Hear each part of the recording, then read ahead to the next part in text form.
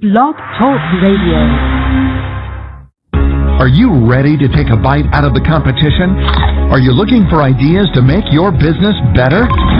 Welcome to the Core Business Show with Tim Jacquet, sponsored by Apple Capital Group. At the core of every successful business, you'll find people making a difference. And with each episode of the Core Business Show, we talk with those people, examine those ideas, and explore the strategies that make them special. Now, the host of the Core Business Show, Tim Jacquet. Good morning. Welcome to another episode of the Core Business Show with Tim Jacquet. I'm Tim Jacquet, your host today. Our special guest is Nancy Rossman, entrepreneur and self-author of First Love, Last Dance. If you'd like to ask Nancy a question, feel free to give us a call at 347-324-3460. Again, that's 347-324-3460. Or you can pose a question in the chat room or Twitter us on hashtag Apple Capital. And before we begin, I'm going to play a short clip from CNBC about the book. So hold on one second, and I'll go ahead and play it. To my mother without touching, staring worshipfully at her rather than looking at the person taking the picture. Nancy Rossman wrote First Love, Last Dance as a gift to her mother. The man staring worshipfully at her mother is not her father. She told me once that she returned all of Peter's pictures and other memorabilia when she broke up with them. We first introduced you to Peter and Elise Eve 1 year ago, almost 92-year-old lovebirds who married each other in their 70s. The two first fell in love more than 70 years ago, but because Elise's mother disapproved, they wound up with other people. When their spouses died, they found each other again. And the story of their reconnection became Rossman's book. Our story aired, then it was on CNN, and the little book that was a gift caught fire. Once it hit CNN, I got first I got a phone call from a movie producer. Then came the sale. I pretty much consistently stayed in the top 10% of all books for sale on Amazon, which just thrills me. I didn't expect it. TV exposure helped, but Rossman credits Peter and Elise with the real success. I don't know that the book would have had the impact at all without the interview of them and how well they came across, how natural and open they were and sweet, loving to each other. They were charming and funny. We have good health. We're very fortunate that way. Don't have a walker yet. They still are. Do you still have sex? Yes. That surprises our doctor every time we get on physical. Mom pours me another glass of iced tea. And the slim book meant as a heartfelt gesture is touching hearts across the country. I think that what is resonating with them is a message about hope and second chances. In Sandy Springs, Jay Watson, 11 Alive News.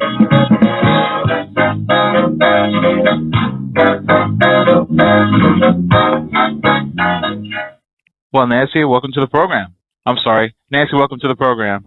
Thank you, Tim. Sorry about that audio issue there. I guess to begin with, tell us about yourself and kind of segue into how did you write this book? Okay. I grew up on a big farm in Ohio in the 50s, if you will, and things were different then. We didn't have a TV till I think I was 8 years old, something like that. And so books were really the thing, getting them from the library, being read to by our parents, my grandparents. So books were just always in my life. Not that I thought about being a writer at any point. I really didn't. I was a teacher right out of college, and I did that for 5 years, and I'm glad I did, but I think I got into it thinking this looks easy and fun, and I didn't find that to be necessarily the case. There's some work. It's some work. That's hot, so it's some work. And I'm glad I did it. And then I got into business, and I was with Xerox in sales in the early 70s, and then moved into commercial real estate brokerage, which I did for 29 years. Mm-hmm. And about 11 years ago, right when I turned 55, I started thinking about something else I would like to do. What would that be? Something not business oriented, something purely for pleasure. And my best friend, she's been my best friend for 45 years. She sat down with me, and she's quite spiritual and always thinking out of the box. And she said, you've been a reader your whole life. You have a lot of interesting stories. You've used storytelling in teaching and in business, in lots of situations. And I think you're good at it. And I think you ought to really investigate that, get more into the specifics, and maybe write a book.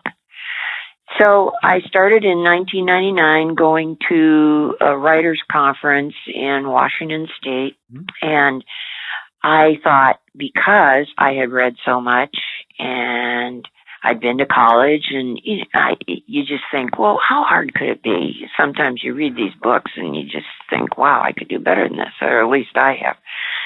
And I found out, boy, this is hard stuff too. There's a lot more to writing it than there is actually telling a story orally. So but I stayed with it. I really liked the getting behind the scene, if you will, and getting into the specifics of what makes a story good. Whether it's a true story or whether it's fiction, the elements are the same. You have the same problems that you need to consider. And so I continued for about 6 years, every summer going to one of these boot camp type writing conferences and getting better, and still writing during the year. I entered a couple of contests here and there, and I won outright.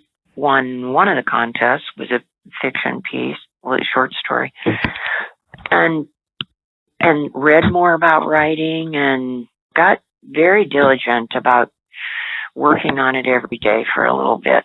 And in 2005, Dorothy Allison is a very good writer and wonderful teacher, and I studied with her twice, and we took a liking to each other, and she really more or less has mentored me from that point in 2005, because she sat down with me and said that she thought it was time for me to tackle a book.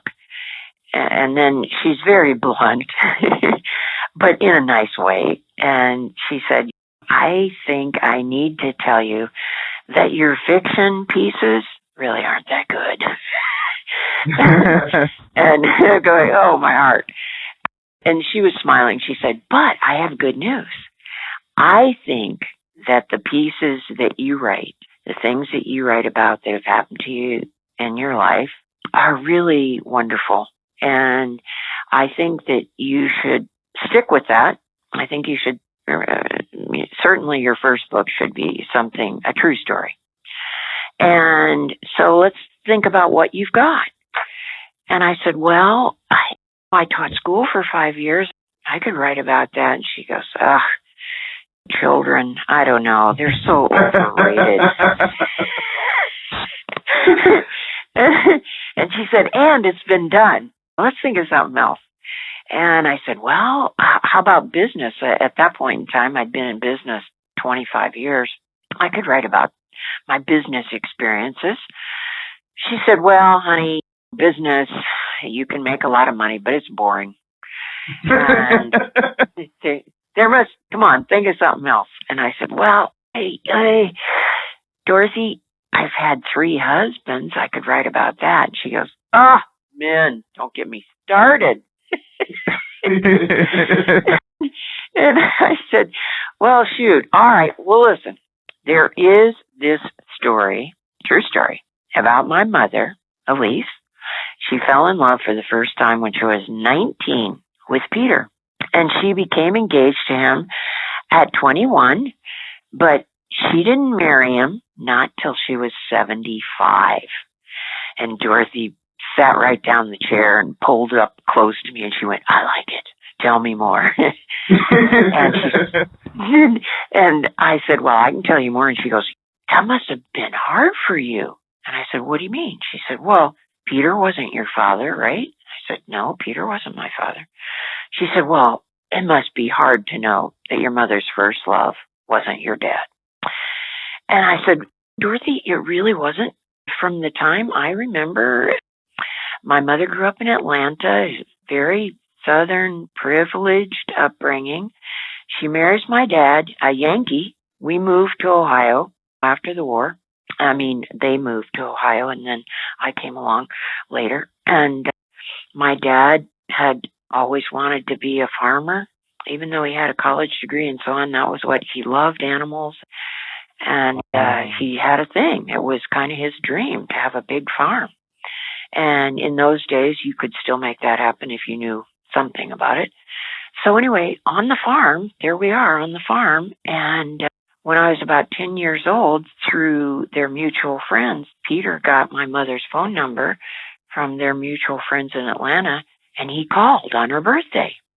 And my dad thought this was hilarious. He thought it was very funny. And of course, in the 50s, you didn't talk long distance for any great period of time. You talked maybe 1 minute. And Peter just called to say hello and to wish her happy birthday. And I hope you have a nice birthday. So didn't think anything about it. But the next year and the next, every year he called on her birthday. And my dad would come in from the field or the barn on her birthday, and he'd sit down at the table early, and he'd start glancing up at the clock, and he'd go, hey, Elise, it's 6 o'clock. I don't think the guy's calling this year. You know, teasing her and everything. And she'd get all flustered and everything. And then the phone would ring, and he'd go, that's got to be him. Okay, kids, let's listen to your mother talk to her old boyfriend. So we're just sitting around listening to her. And I was the oldest child, and I was very curious about this guy. I didn't think that nothing illicit ever happened. There were just these phone calls every year. But I was curious, what this guy look like compared to my dad? And why did he keep calling? What did he want? And I would ask these questions, and my mother would go, oh, it's the Southern way. You never forget a friend. And she'd never tell me anything. And I was always rooting around in her stuff because I was sure there must be a picture of him. There must be a letter. There must be something. There was nothing ever. And finally, on her 40th birthday, that was the last time he called. So I knew all about this guy, but I didn't meet him until they were both 75 and they had outlived their respective spouses and so on. And there was an opportunity for them to get together again, and the spark was still there. I'll say the spark was still there. And so that's when I met him a few days before their wedding.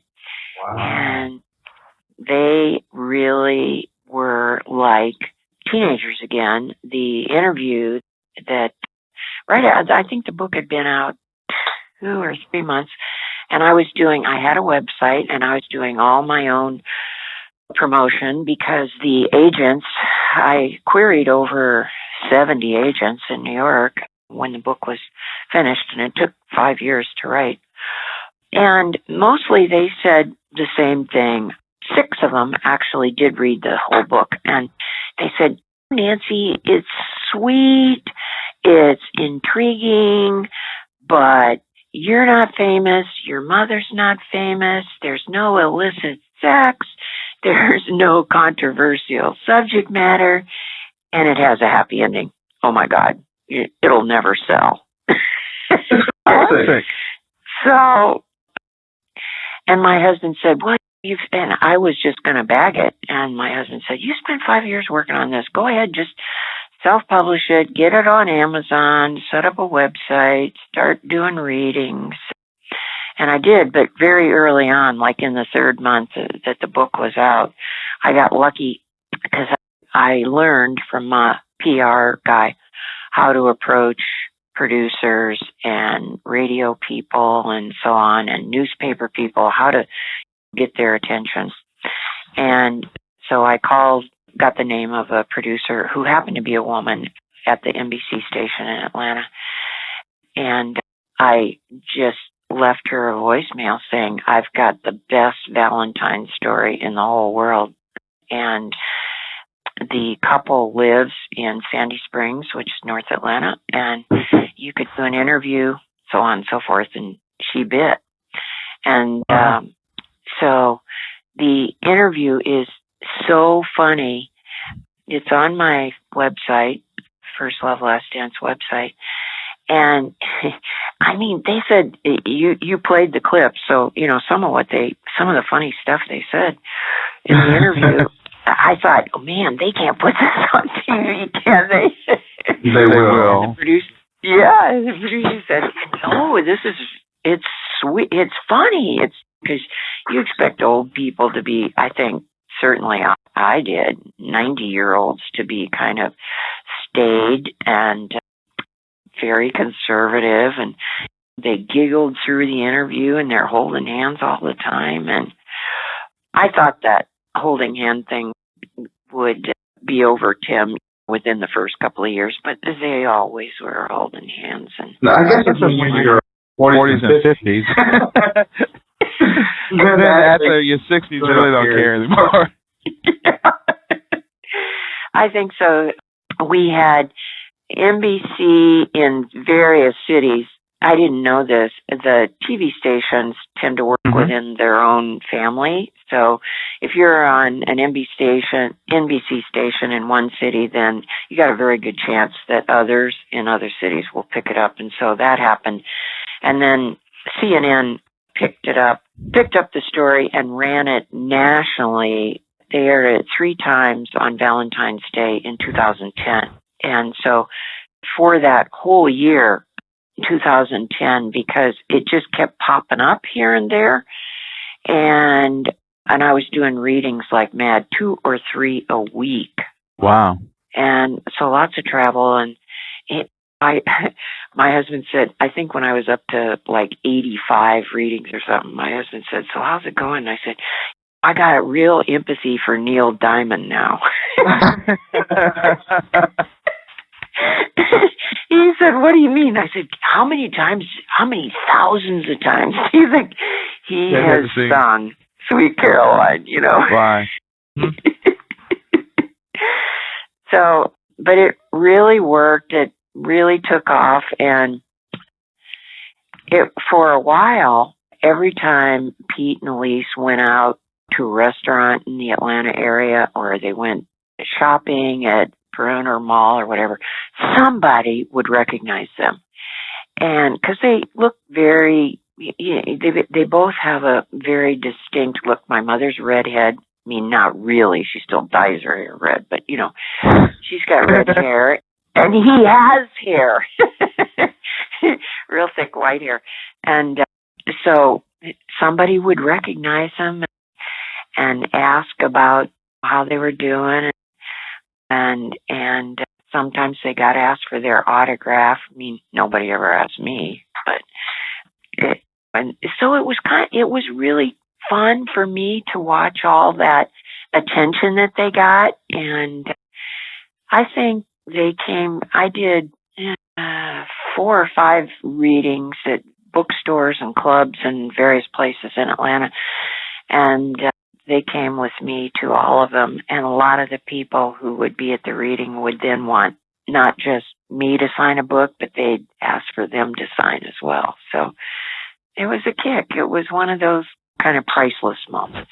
Wow, that's really amazing. And it's really only 176 pages, so it's really easy to read.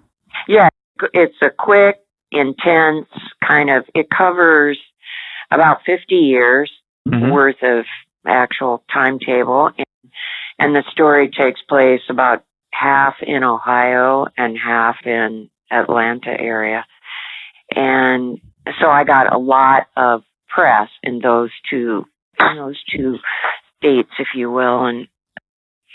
But I do think that it came at a point in time.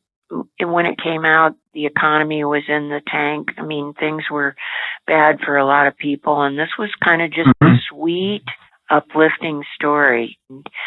And I have talked to two different producers, television producers, not cinema. And it would make, I think, a good kind of short film for like HBO or Lifetime. And we haven't put anything together yet. And one of the producers told me that the curve or timeline for sweet, kind of pure stories like this one, she said it comes around every 5 to 7 years. And she told me, she said, Nancy, you missed the cycle by about a year. But it'll come back again. And so I actually, she said, I'm just going to say no for now, but not no forever. So that would be cool too. I would love to see what they would do with it. Be kind of fun. Well, I'm going to play the clip from Atlanta, from CNBC real quick, and then we'll talk about how you promote your book and talk about really couples in general. So give me a second, and let me go and play the clip. Okay. Well, you know the saying, it's never too late? Well, it's never been more true than in our next story. Ahead of Valentine's weekend comes a story about how the power of love carried one couple through a 71-year love affair. New tonight, Nancy Rossman.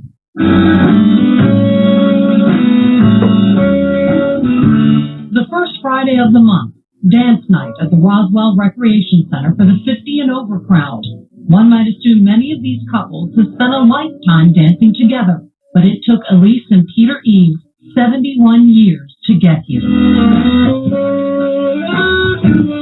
I was leaning over the piano watching somebody play when he walked up. It was 1938 when Elise and Peter first met. I thought he was cute. She's a beauty, and we just fit together when we dance so well. He was very persistent. He asked me out, and then he just put the pressure on. They fell in love and got engaged. Then Peter was drafted in 1941. While he was gone, Elise's mother pressured her. My mother did not like him. She kept telling me that he would not make me happy. He would not be a good husband. She broke the engagement. Back then, we thought your mother knew that. Well, it felt like a knife had been stuck in my heart, of course. Peter returned from the war. He and Elise lived separate yet parallel lives, finding love with other people, marrying and having children. The years flew by, but their love for each other remained. Elise was always in the back of my mind. I still carried the love for him. I think you can love more than one man. Peter's wife died. So I called in to offer my condolences. And 9 months later, my husband died. How long did you wait after her husband died before you contacted her? About 15 minutes after I heard the news. 57 years later, a second chance. Picked up where we left off. It was like we hadn't been apart. All those years, we felt like teenagers again. Really? Peter proposed again with the same ring. He kept it all those years. Well, it's very important. It makes a story complete that. They married at 75. At 90, they are celebrating their 15th anniversary this month. And how's your health? Good. We have good health. We're very fortunate that we don't have a walker yet. As for romance... I mean, do you still have sex? Yes. That surprises our doctor every time we get on the physical. But the rhythm of daily life, often taken for granted, isn't when you've had to wait a lifetime to get it. Theirs is a love affair delayed more than half a century, but that love prevailed, allowing Peter and Elise to save the last dance for each other. The best years of our life have been the ones we spent together, I think. In Dunwoody, Jay Watson, 11 Alive News. Oh my goodness, that is the sweetest story. The Eve's daughter was up. Well, that was the clip from Atlanta. In the echo real quick. Are you hearing the echo on your line? Nancy, you there? Yeah. Yes. Are you getting the echo on your line? I was, but I'm not now. Tim. Nancy, you there? I am. Oh, okay. I don't know. This thing's line went dead. Oh, I was asking, did you hear me when I was talking earlier? Just, you said, is there an echo on the line? That's the last thing I heard. Oh, wow. Okay. Well, I think I'll block it out or re-edit. So I was talking about, why do you think couples today don't have these type of love stories? Are they looking for something more or something better, or too many distractions in life? Why do you don't think that the simplicity of this love story don't really prevail today as common as theirs in society? Right. I don't know. I heard from a psychologist in California who's done a lot of research with these kind of getting back together type love stories. And she says that her research shows that if you really fall deeply in love with somebody, now this is for a man or a woman, between the ages of 17 and 19, there is something that goes on with your brain and your feelings that is never quite replicated again. And she tried to explain to me why that is. And so you'll hear, I actually have heard other stories from younger people, though this appeals, I would say this particular book appeals to primarily women over 55 years old. But in readings or in book clubs or whatever, I have had many people, still mainly women, who are in their late 30s, early 40s, and they still remember that first guy. Now, I don't know how valid the psychologist stats are from California, because I haven't had that many young men in any of my readings.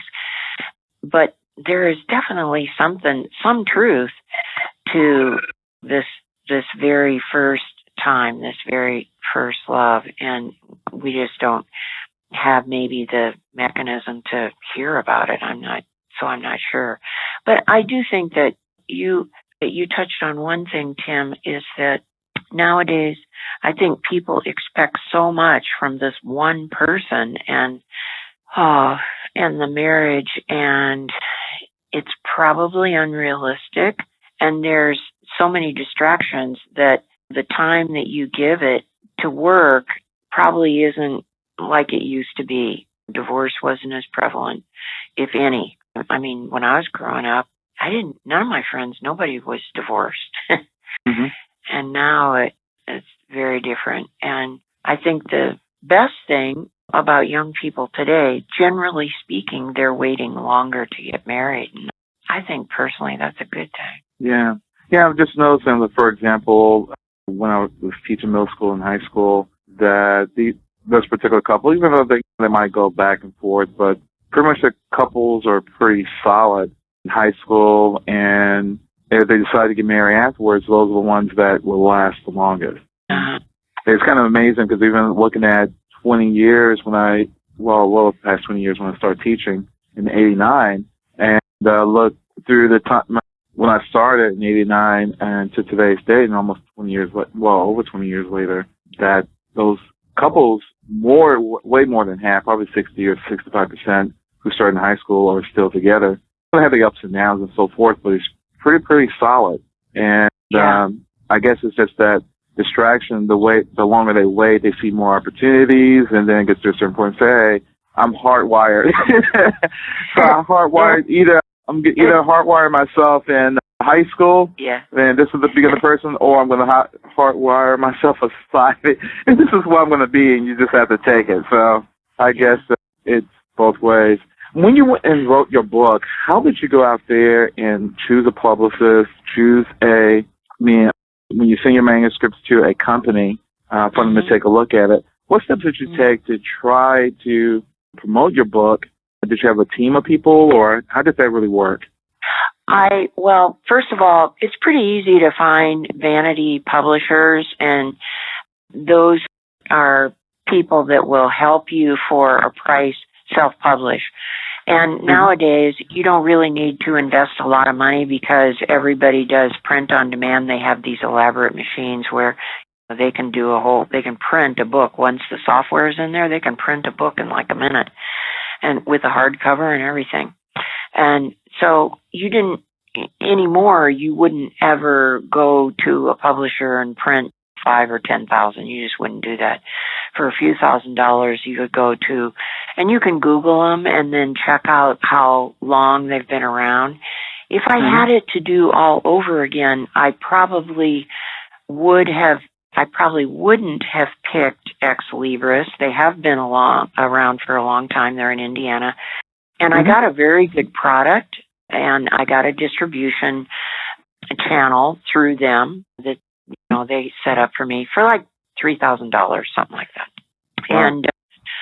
And then, but if I had it to do again, I would probably pick CreateSpace, which is an Amazon company, and then you have that whole Amazon power behind you, which Amazon has been just fabulous to work with, and they have really, Amazon and Kindle, the whole Kindle process and putting your book out in e-format, and with all the help they give you, I mean, you can do that for, if you didn't want to print, if you just wanted to go through CreateSpace and have your book in EPUB format compatible with the Kindle device, you can do that for $100.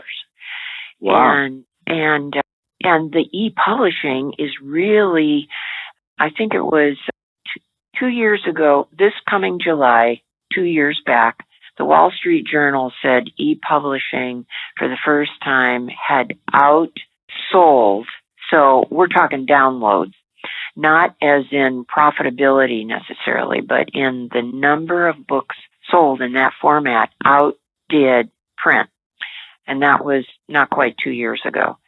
And, that's not going to go backwards, I don't think. And so anybody today who's trying to get started, you do need a good editor. I don't care how good a writer you are. Every famous author you can think of has always had a good editor, which just helps give you distance from your own work and see where the holes are because you're too close to it.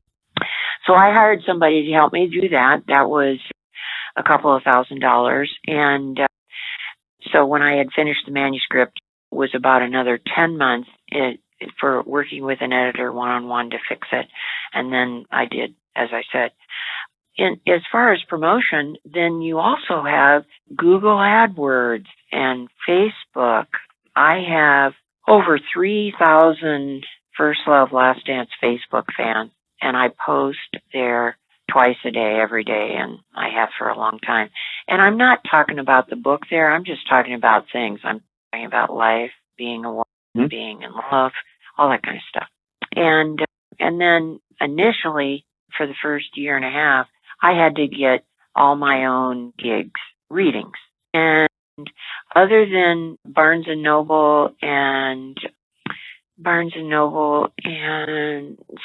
the more national chains, you can't get in those kind of outfits, but you can go to libraries, you can go to clubs, you can go to retirement centers, you can go to Kiwanis and the Masons and all those kind of service groups and be entertainment.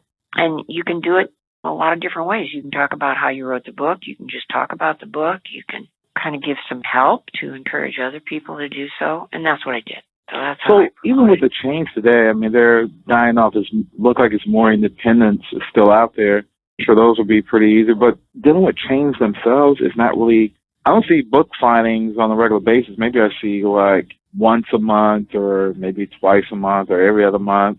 Any particular reason why they say it's real difficult to try to get into the Barnes and Nobles type bookstores? Yeah, the national chains say that their dedication, their allegiance is to the mainstream publishers, and that self-published people are coming in kind of backdoor, and so that's why they won't allow it. But if you look at the independent bookstores in every major city. I mean, in Atlanta, I did 3 of them. They take a completely different tact, and the independent bookstores tend to have a reading almost every day. Yeah. And so it is easier to get into the independent bookstores if they think the book is interesting in some way. And so I never was refused in any of the independent bookstores in any city. But as I said, the national chains, except for Borders in Medina, Ohio, where a lot of the story takes place, Borders did let me in there. Barnes and Noble has a strict policy. They're worse than Borders, and it's almost a waste of time. I just found it much easier to find readings elsewhere. And what about half-price books? Is that an option? Half-price books? You know what I found? It's kind of the same thing. This is kind of a sidebar, but after my second or third reading, I decided, because my book sells in paperback on Amazon sells for $17.95. On the hardcover is ridiculous. It's $29 or something. So when I would do readings, I always said my book was for sale for $15, but you got a second one free. And the idea was, I want you to have one book, and then I want you to think of somebody, and I'll sign it to that person, that you think would also enjoy the story. So It's kind of like a half-price book. And somebody said, well, can't I just have one book for $7.50? And I'm going, there's one in every crowd. And the guy. There are. And I said, no, you're missing the point here. I want you to share the story. I need exposure. And that's what I really had to learn kind of the hard way. When you're doing the readings, yeah, it's nice to sell the books, but the bookstore people always told me, you'll never sell more than 10% of the crowd unless you're a name author. So 100 people come, you're only going to sell 10 books, right? But I found ways to, just like we're saying, I found ways to ante up, because it really is true. You just need to get the word out. If you gave the books away, versus selling 10 books, it would be better to give away 100 books than to get the $100 for selling the books. Yeah, that's exposure. Oh. And last words. Go ahead. Yeah, go ahead. No, go ahead. No, I forgot what I was going to say, Tim. Oh, that's all right. It happens to me all the time. So, what advice do you would give if a person who's out there want to write a book, and then close with last words that you want to share about your story in your book? I think that I've done 112 readings now in 7 states over the last 2 years, and this is what I have learned. Everybody has one great story that they could write, at least one. And I think how you get started, you get a couple of good books on writing. Anne Lamott's Bird by Bird, Abigail Thomas on writing. Those are 2 good ones. Stephen King's book on writing, also good. And then I think, so you want to write, but you don't know where to start. So start with a journal and write 2 pages every day for 30 days. No fear going back to look at your work until the month is over. And then go back and read your journal, read what you've written for the past 30 days, and you'll have an idea where to start. Wow, that's awesome. Really appreciate all that great advice. I mean, thank you for coming on to the program. You've given us a wealth of information. And again, how can they get your book again? First Love, Last Dance? First Love, Last Dance is the name of the book, and Amazon is the best place to get it because you can get it in e-format, paperback, or hardcover. Okay. Amazon, the best place to get it. And if they want to contact you have a website? Yes, firstlovelastdance.com. Great. Nancy, thank you for coming on to the program. I really appreciate it. Thank you, Tim. Best of luck to you, too. Same here. Take care. I really appreciate it. Okay. Bye-bye. Okay. Bye-bye. This has been another episode of The Core Business Show with Tim Jacquet. Again, that was Nancy Rossman, author and entrepreneur. First Love, Last Dance. You can download the episode on iTunes, or you can get it from Blog Talk Radio. Thank you for listening to the program today, and have a great week. Take care. Thank you for listening to the Core Business Show with Tim Jacquet. For more information about equipment financing and asset-based loans, visit our website, applecapitalgroup.com. That's applecapitalgroup.com. Or call us at 866-611-7457. We hope you'll join us for our next episode. And remember, you can always get to the core via iTunes. You'll find all our previous episodes there. And thanks again for listening to the Core Business Show with Tim Jacquet.